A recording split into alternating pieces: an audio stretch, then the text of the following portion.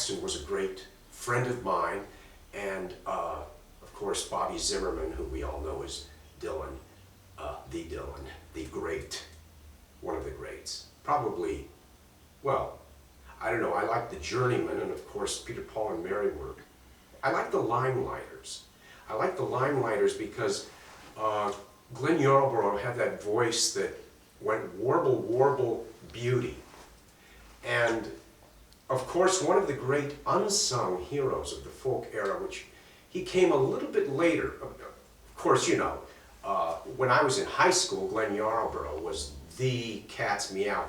Peter Yarrow, of course, everybody went, ooh, but to me, it was Glenn.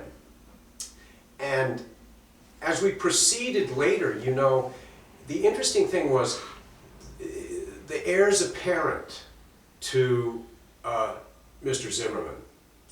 And I like to refer to him as Mr. Zimmerman because I think the roots of his music are the roots of his genealogy, the true genealogy.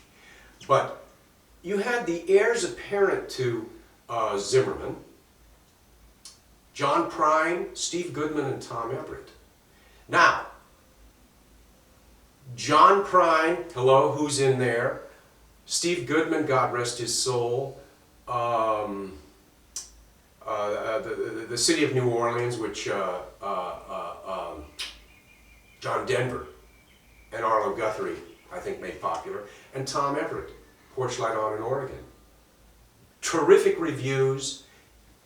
The management, and I say this with all due respect, not as wonderful as it could have been.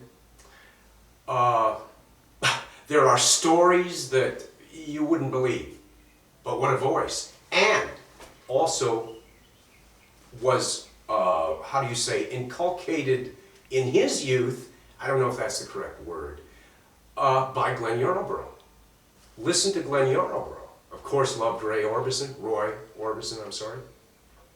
But the entire folk movement, now it's, I mean, it's like talking about McDonald's in a D franchise. I mean, I could puke my guts out at the lack of sincerity about what's going on now. But back, of course, in the time of folk, because folk happened even before Glenn Yarborough and the Limelighters and the Journeymen, and the Journeymen, a wonderful song, Someone to Talk My Troubles To. You see, gems which, who knows, I mean, only the people, the purists like myself, really care about the gems.